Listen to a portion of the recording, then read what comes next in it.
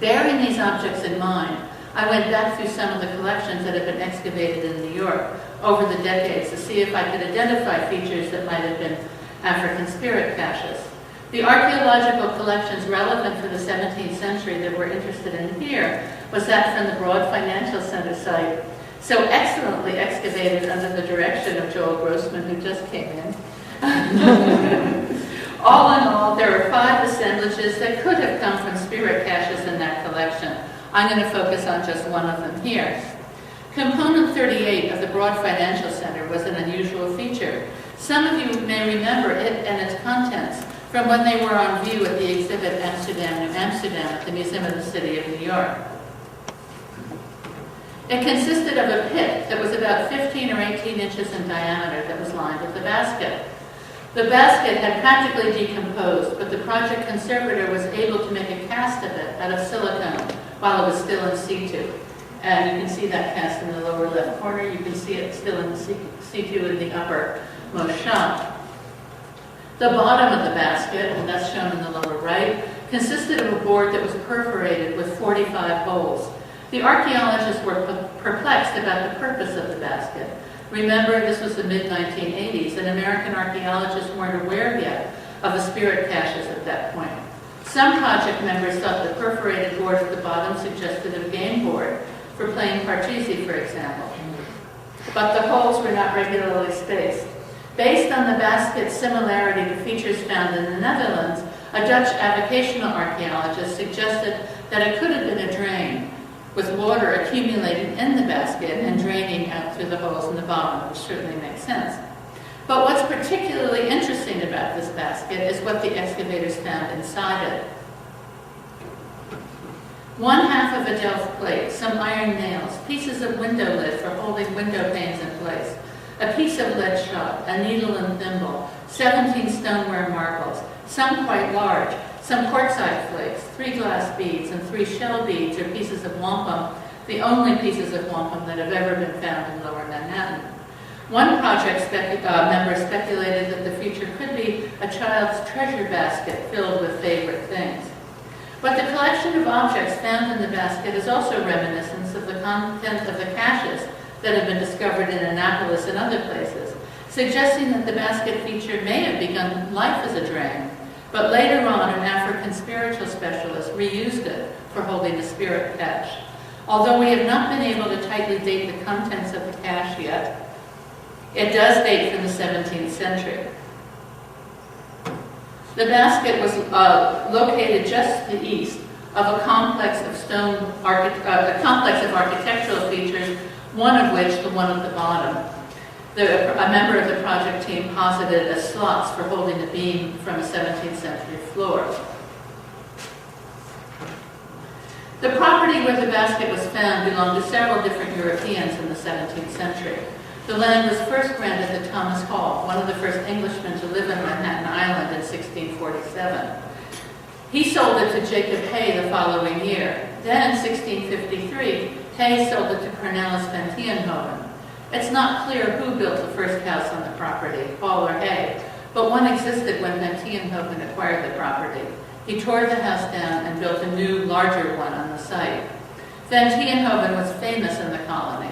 He served as a provincial secretary for many years, but he was fired from the company in 1956. It was said, 1636, it was said that there could be no peace with the Indians if he remained in the colony. And later that year, he disappeared. To this day, it's not clear if he absconded or if he committed suicide by drowning. His hat and cane were found floating in the river, but they could have been part of a ruse. The house remained in his family, however, until at least 1679. One of the things that we need to ascertain if we are ascribing the basket feature to an African spiritual specialist is whether or not there were Africans living on the property when it was put into place. Unfortunately, as I mentioned, we cannot yet date the feature tightly, but all of the Europeans who were associated with the property in the mid-17th century are known to have been or to have aspired to be slaveholders.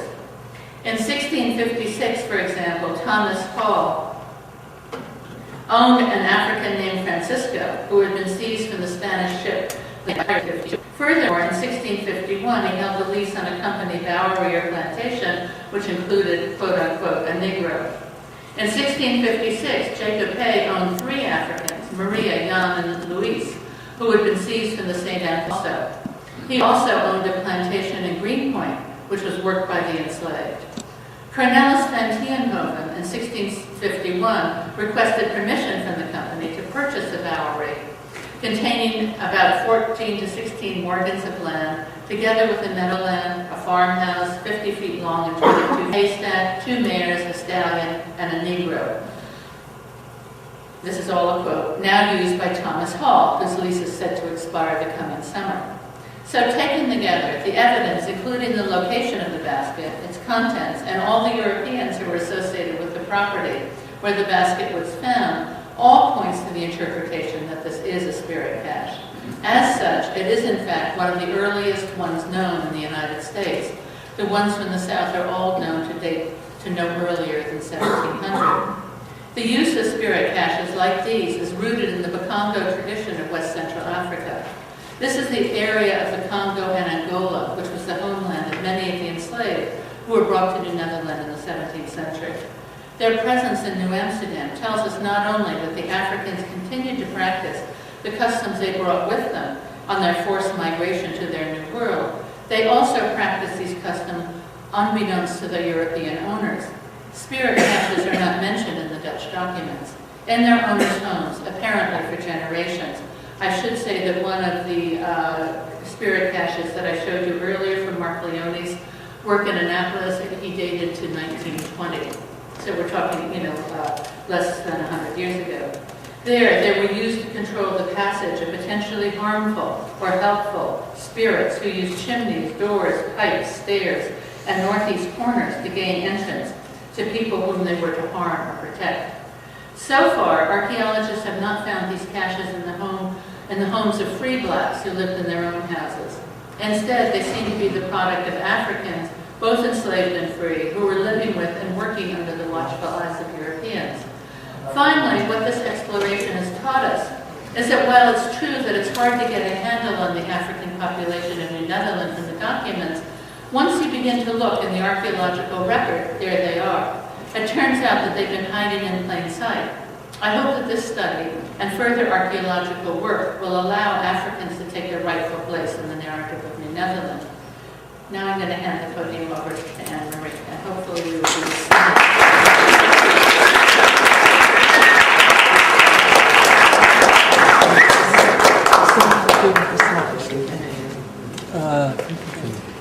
Shall I attempt to do this?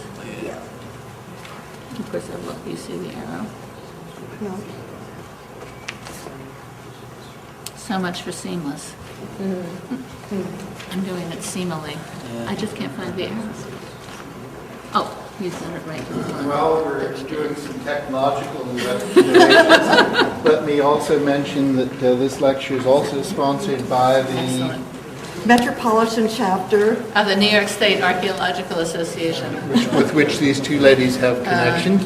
And I'd also like to introduce some people here. Mary Beth de Philippus is the curator of the Margaret van Vaak exhibit at Bard Graduate Center.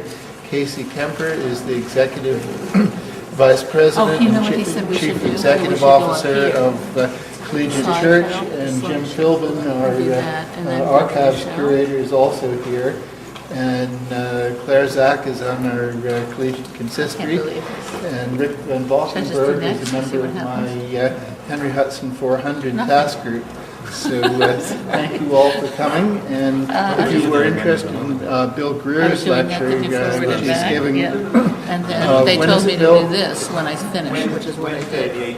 Wednesday the 18th, there are cards on the back table. Thank you. there.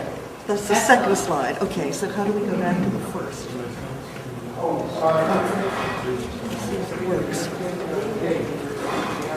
Thank you so much. Very nice.